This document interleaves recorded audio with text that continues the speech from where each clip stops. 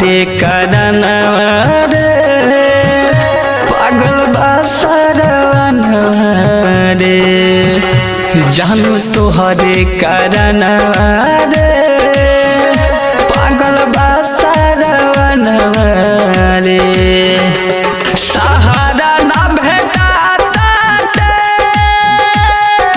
जाई अब जाना रे सहारा ना भेटाता जाई अब जाना रे जन तोहरे कारण रे पागल भइल सरवनवा रे जन तोहरे कारण रे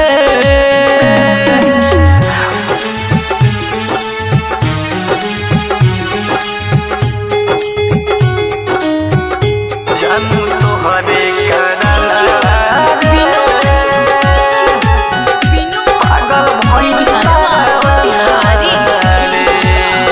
हमके पागला बना के अपन जिंदगी सजा के आज जाता रुझान प्यार के नामवा मिटा के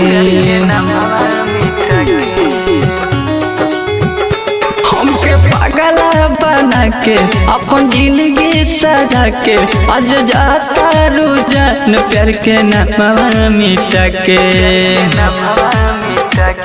ठोकर लागल दिलवा पे गरियावता जमाना रे ठोकर लागल दिलवा पे गरियावता जमाना रे जानू तोहरे कारण रे पागल भइल सरवनवा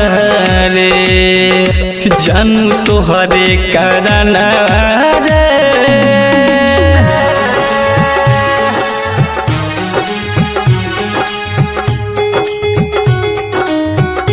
जानू तोहरे कारण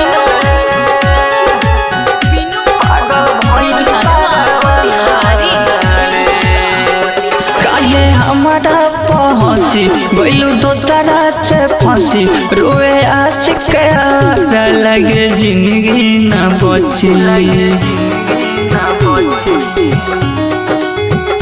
काहे हमारा पहुँची गइलू दोसरा से फंसी रोए जान के जितेंद्र जिंदगी न बची तू भी मला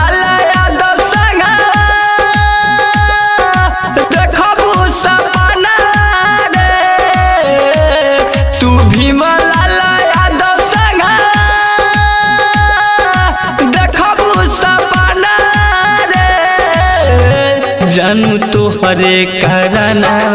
रे पागल बा सरवनवा रे जानू तोहरे कारण